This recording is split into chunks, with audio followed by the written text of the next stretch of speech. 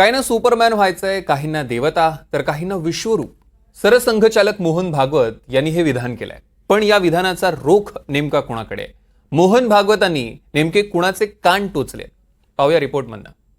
मनुष्य अलौकिक बनना चाहता है, सुपरमैन बनना चाहता है, अति मानव बनना चाहता है. एक व्यक्ती आहे या देशात जी स्वतःला विष्णूचा 13वा अवतार समजते.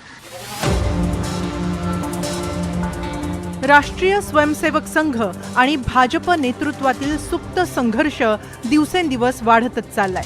झारखंडमधील एका कार्यक्रमातून सरसंघचालक मोहन भागवतांनी नाव न घेता मोदींवर निशाणा साधला. काहींना सुपरमॅन बनायचं असतं, काहींना देवता बनायचं असतं, तर काहींना विश्वरूप बनायचं असतं, असं मोहन भागवतांनी म्हटलंय.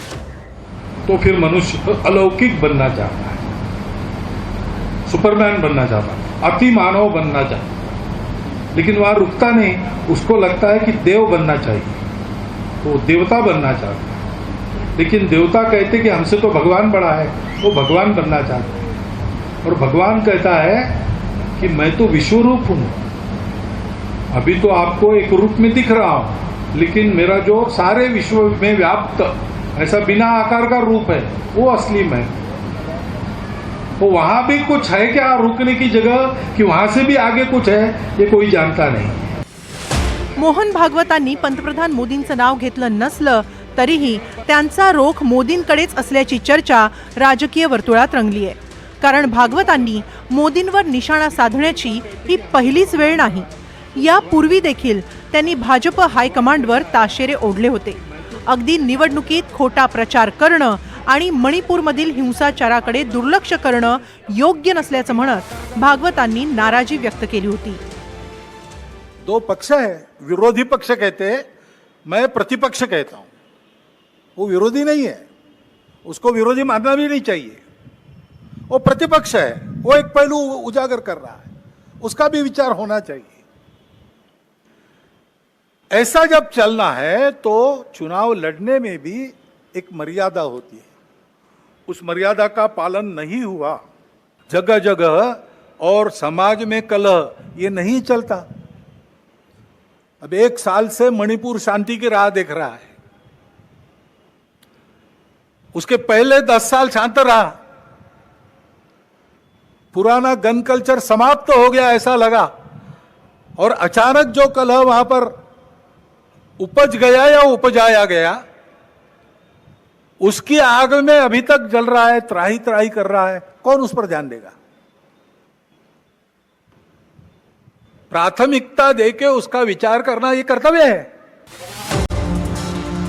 भाजप नेतृत्व संघाच्या विचारांना डावलत असल्यामुळेच ही नाराजी असल्याची चर्चा आहे. 2014 आणि 2019च्या निवडणुकांची रणनीती आखण्यात संघाची महत्त्वाची भूमिका होती. दोन्ही निवडणुकांमध्ये उमेदवारांची निवड करण्यात संघाचं मार्गदर्शन मोलाचं ठरलं. मात्र 2024ला भाजप हायकमांडने उमेदवारांची निवड करताना संघाला विश्वासात घेतलं नाही. याचा फटका भाजपला बसला आणि 2019च्या तुलनेत 50हून अधिक जागांवर पराभव झाला. दरम्यान मोहन भागवतांच्या टीकेनंतर विरोधी पक्षातील नेत्यांना आयती संधी मिळाली आहे. संजय राऊत आणि जयंत पाटलांनी खास आपल्या शैलीत मोदींवर निशाणा साधलाय. एक व्यक्ती आहे या देशात जी स्वतःला विष्णूचा 13वा अवतार समजते. एक व्यक्ती आहे देशात, तिला असं वाटतं की प्रभू श्रीराम यांचं बोट धरून मीच त्यांना अयोध्येच्या राम मंदिरात घेऊन गेलोय. ते नसते तर अयोध्येत भगवान राम यांची प्राणप्रतिष्ठा झालीच नसती. एक व्यक्ती आहे या देशात, ती स्वतःला सुपरमॅन समजते. एक व्यक्ती आहे या देशात जी स्वतःला नॉन बायोलॉजिकल पद्धतीनं, अजैविक पद्धतीनं जन्माला आलो, म्हणजे मला वरून देवानं जन्माला घातलं, अशा पद्धतीनं लोकांना भ्रमित करते. एक व्यक्ती आहे या देशात जी सांगते रशिया आणि युक्रेनचं युद्ध मीच थांबवलं, पण ती व्यक्ती मणिपूरचा हिंसाचार आणि जम्मू काश्मीरमधला हिंसाचार थांबवू शकत नाही. मला असं वाटतं त्याच व्यक्तीविषयी मोहनराव भागवत बोलले आहेत. मला बरंच समाधान आहे की देशातल्या परिस्थितीबद्दल राष्ट्रीय स्वयंसेवक संघाच्याकडून जे जनतेच्या हिताचं आहे असे काही मुद्दे अलीकडं मांडले जात आहेत. महाराष्ट्राच्या राजकारणाबद्दलही विवेकमधून त्यांनी काही मुद्दे मांडलेले आहेत.